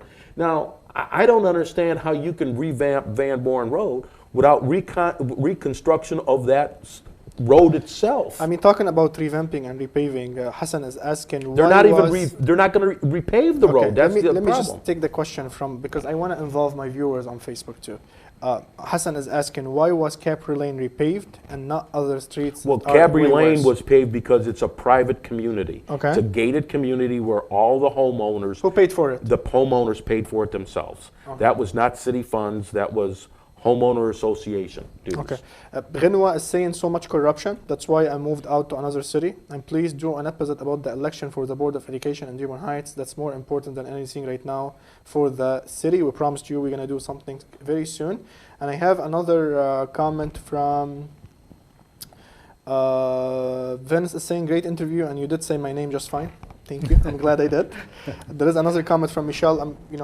Keep writing your comments. We're going to get to it. If we didn't get to it through the episode, both Zouhier and Councilman Muscat, they're on Facebook. Please take some time to see the questions and respond to them. Yes, if you have I will. some time. I want to get to I was going to talk about police department. Let me leave those topics, if you guys don't mind, for another episode probably. No problem. About the Arab Americans, the police department, and all of that stuff. I promised to do part 2 of this. Hopefully we can have Lisa with I'm us going too. to say right now, the Arab American community, Uh-huh.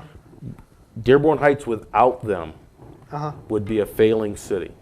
Now, I may catch backlash from non-Arabic speaking people, Okay. but they have to realize these are the investors coming into the city. People buy homes that are built in the 1960s.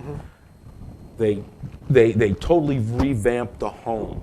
They bring up the property values of these homes like I've never seen before in my life. Okay. And I'm going to tell you, you have good neighbors living next door to you, you go from 178 pounds to 230 pounds because they're always putting food in your face. And you don't dare say no. Don't you dare say no. They are the finest people I've ever met in my life. Not to say that the rest of the community is not, because they definitely are.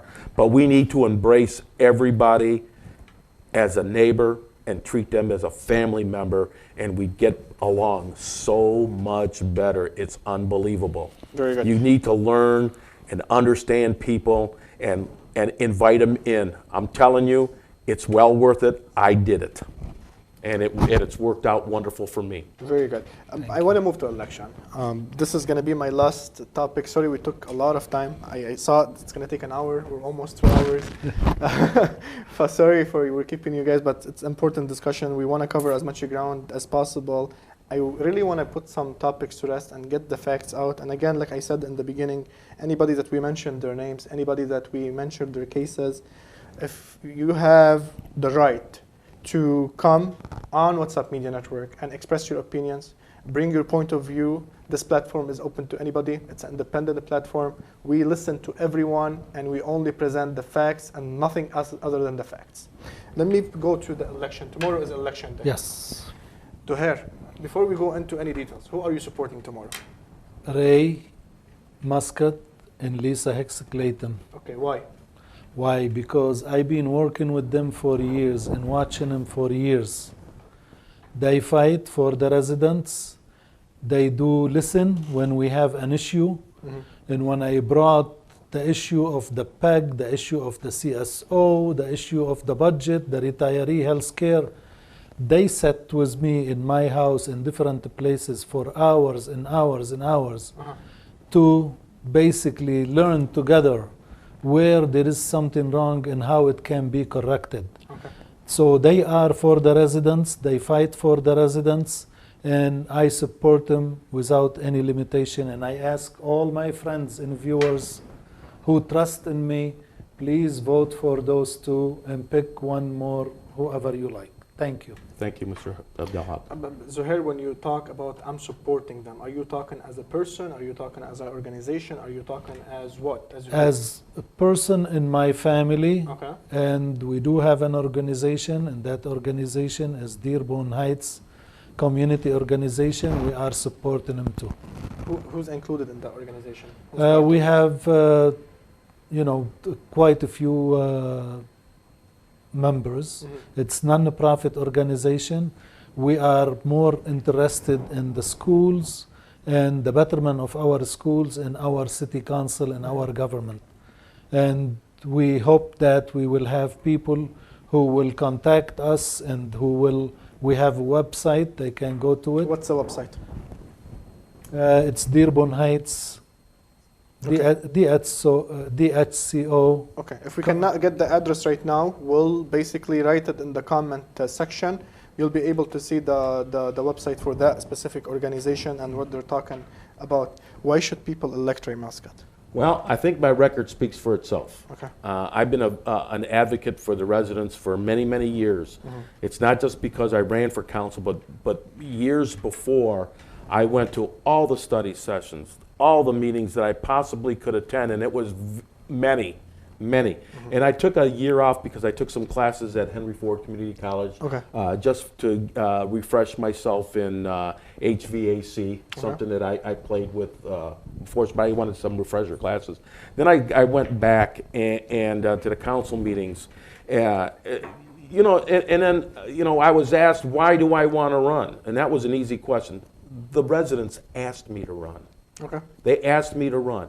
I did hold a fundraiser the first year in 2015, but I didn't do one this year. It's very hard for me to ask people to give me money so I can spend to win an election. Look at folks, you vote for me on my record, You know what I stand for. I've spoken at city council meetings, at study sessions. I speak my opinion at city council meetings now as a councilman.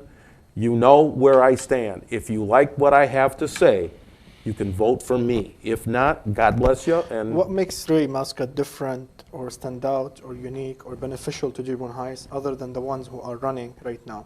Do Well- they know the issues like Ray Muscat does know the issues? I mean, I've read your post on Facebook about the last forum that happened at one of the neighborhoods.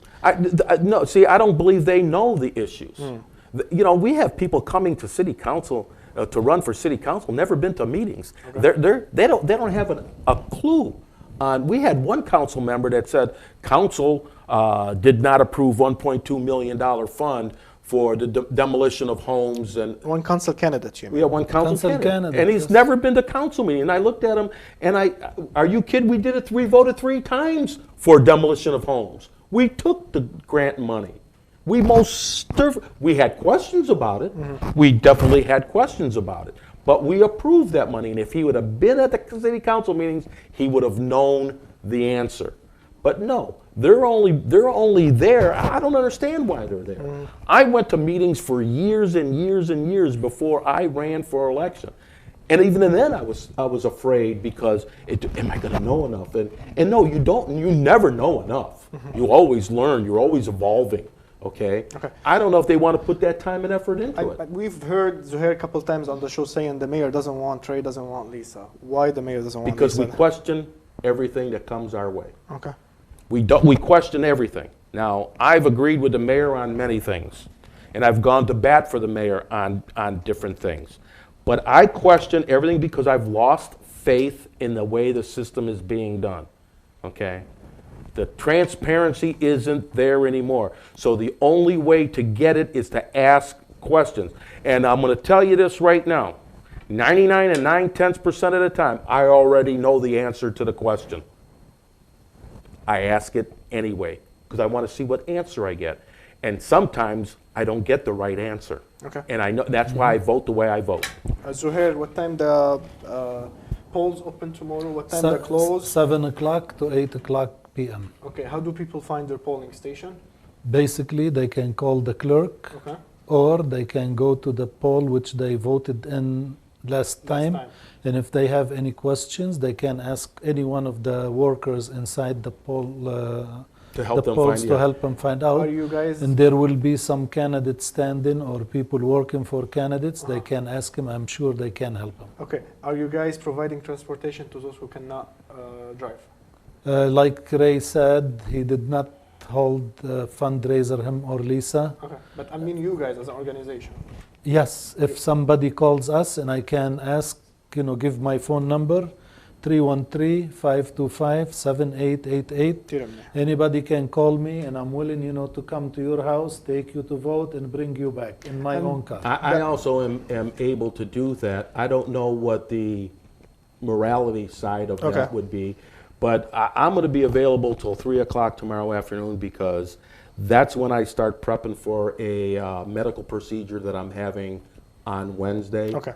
So I'm going to be in limbo Tuesday afternoon through Thursday or through Wednesday.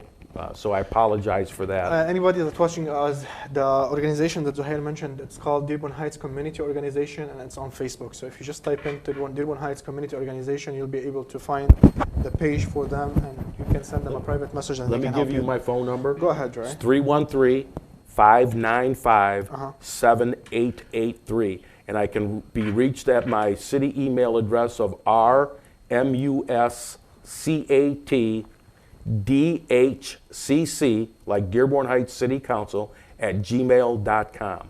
So it's rmuscatdhcc@gmail.com. Zouhier, you are of an Arab American descent. We have 2 Arab American candidates tomorrow, Jamal Bazzi, Dave Abdullah.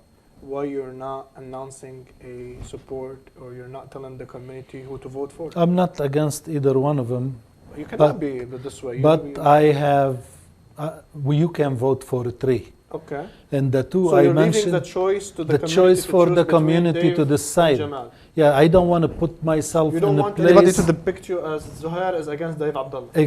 Dave or Jamal. Okay. But I have two people who are very, very important to the city, Ray and Lisa, and those I would like to see him get re-elected. So you don't think Dave Abdullah is important to the city? No, he is very important. He's Abd done. Ray and Lisa is important. No. Don't put things. not. Okay. Zouhier, it's I'm very not long. saying they are. You're saying I'm saying those to me personally very important to be re-elected because if one of them lose, we lose the supermajority, which means we have a mayor going to be a dictator. And I repeat it, this man wants to do whatever he wants without any objection from anybody. And the only thing is protecting the resident and protecting the spending and the loose things which he has been doing legally or illegally is to make sure that we have enough votes to basically stop his veto. So what you're saying is because of Dave have been always voting in favor of what the mayor is doing. Not that's really. why He you're voted. He voted sometimes with them, and I'm not going to say don't vote for Dave or vote for Jamal. I will leave it because I know so much about the city. Okay. That's why I'm insisting on those two to be re-elected, and I'm not, saying don't support Jamal or Dave. No, I'm leaving a choice for them, and they can make up their mind. Depends on their history, their votes, and what they have done to the city Very and to the community. I'm gonna leave it at that. Thank you. I want to close the show very briefly because I don't want to oversee those things that happened, those two incidents that happened in Dayton, Ohio, and in El Paso, Texas.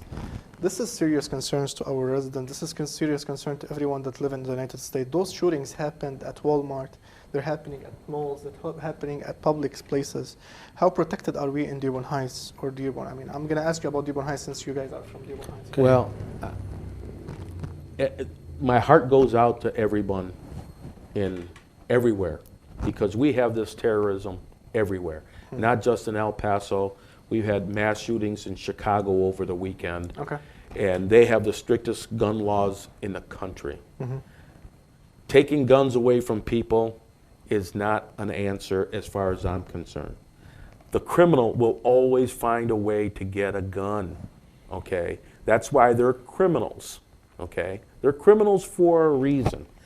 I'm happy with the protection that Dearborn Heights Police has given us to this point. Okay. Now, I don't know for sure what kind of drills that the Dearborn Heights Police Department do.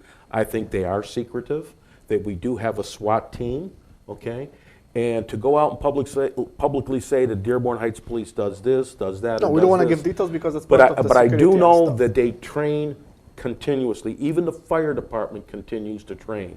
We do have an armored vehicle that we received as a grant years ago. And had we had that the day that our last officer was killed, he may have survived if we had that vehicle. They could have reached him and given him medical attention. So I do know that Dearborn Heights does train. How they train, I don't know because I've never asked, but I do know they train. Okay. Hopefully that the surrounding happenings, that they're taking lessons from this and incorporating everything that comes up new in their training, and Godspeed to them and their families, and I hope to God we never have to use that training. Anything on that topic? To me, if there would be some soft target, it would be probably schools, and that worries me so much. And myself and Hassan Bazzi Abu Nadir and quite a few good people in the community, Najah Jannoun and Ed Salami and tens of people who work with us basically. We have finally managed to get the Board of Education at Crestwood to budget money to hire security firm to monitor our schools. Very good. Because from the bond money, we insisted to have double doors, to have cameras, to have every protection possible for our kids, and only God knows what could happen. But we have to do everything we can in order to prevent anything like, God forbid, happen in El In other Paso. cities. And our condolences from this community to El Paso and to Dayton. And God bless you, God bless your families, and I hope to God this will never happen again in this country. Final words, Ray. I hope everyone out there understands that the things that I've said here were my thoughts only. I've done extensive work in trying to solve a lot of issues, but one person alone can never do anything by themselves. They need the support from other elected officials and also the support of the constituents of the city, the residents themselves. Hopefully that you'll entrust me with that again, and let's see if we can get Dearborn Heights. I'm not going to say make Dearborn Heights great again because it's always been great. I want to make it better and continuously get better and to continue to grow. And with the grace of investors and the grace of God, we will accomplish it all. And do you want to tell them tomorrow vote for? Vote for me. Very good. So I gotta say at least vote for me. I work with good people, and I'm hopefully that anybody that you elect, that we can work together. If I don't get elected, I'm not running away. I'm not gonna go sit in the corner and cry and kick. I will still be at the city council meetings, okay, one way or another. Zouhier. Thank you, my friend. Thank you. Ray. I just ask everybody first to go vote. Whether you want to vote for Lisa and Ray or for Dave or Jamal, that's not And we've the got other question. candidates also. We just want you to go and vote. Exercise that right which this country gave you. And I ask you to trust me to vote for Ray Muscat and Lisa hicks-clayton, because I'm not talking about Dave or Jamal, but the mayor has stacked the field with 4 or 5 people who he just put there just so he can have his way on the city council. And thank you, and God bless all of you. Akidi, thank you for Councilman Ray Muscat. Thank you. Thank you, Zouhier, for being on the show. This was a special coverage and a special episode about the election in Dearborn Heights tomorrow and all of the latest on the issues that have been going on for quite some time now. We wanted to basically get the facts out. Again, like I mentioned a couple times on the show, so I can be fair, anybody that would like to come and express their opinion, explain their side of the story, their point of view on things, you're welcome to basically send us your comments, and we promise to basically review and post them if they need to be posted, or bring you to the show if we need to do so. This platform is open to everyone, and everyone is welcome to come. We are independent, we don't take sides, we just provide facts. Before ending this show, I want to thank for sure our guests. I want to thank our sponsors, that without them we cannot do that kind of shows. All of our sponsors, with no exceptions, that's been supporting What's Up Media for nonstop. Also, thank you to the viewers who were very active with us on Facebook. A lot of great comments, a lot of great feedback, a lot of great points that basically enriched the conversation today and opened the door to other points that probably I didn't pay attention to, or guests didn't pay attention to. Also, anybody that's watching us on Sling TV Arabic, this is What's Up Media. We have a lot of exclusive shows. Feel free to basically look into the other shows that we have. Anybody that asking what is Sling TV? Sling TV, it's a provider of non-cable. They have more than 130 premium Arabic channels, in addition to being sports and HD, and a library of video on demands from Shahid Plus. You can get a 7 days free if you can reach to us, and we'll give you the link to this. Again, before I close, this was Hussein Hashim for What's Up Media Network. I couldn't do this episode without the help of the director of the show, which is Zain Al-Hajj. It's not a one-man show. It's not a one-person show. This is a teamwork, and this is a team effort. Thank you, Zaina, for your help. Thank you for our sponsors. Thank you for our guests. This was Hassan. Thank you, and I'll see you guys tomorrow in another special coverage for Dearborn Heights. أول ما بتلتقوا بحدا بتسألوه شو الأخبار، لهيك لنكون قراب منكن ونحكي لغتكن سمينا حالنا شو الأخبار. بلشنا بخطوة وماشيين بآلاف الأميال، خلينا شغفنا الخبر والعين اللي بنشوف فيها هالدنيا عدسة كاميرتنا. قررنا نكون منكن وإلكن، تشاركنا فرحكن وحزنكن، تشاركنا مشاكلكن ووجعكن، وكنا ورح نضل منبر لجاليتنا. شو الأخبار ويب تي في باقة كبيرة ومتنوعة، برامج حوارية، تقارير إخبارية، برامج ترفيه، برامج ثقافية، بالإضافة إلى إعلاناتكن. شو الأخبار؟ الخبر اليقين. تابعونا الآن.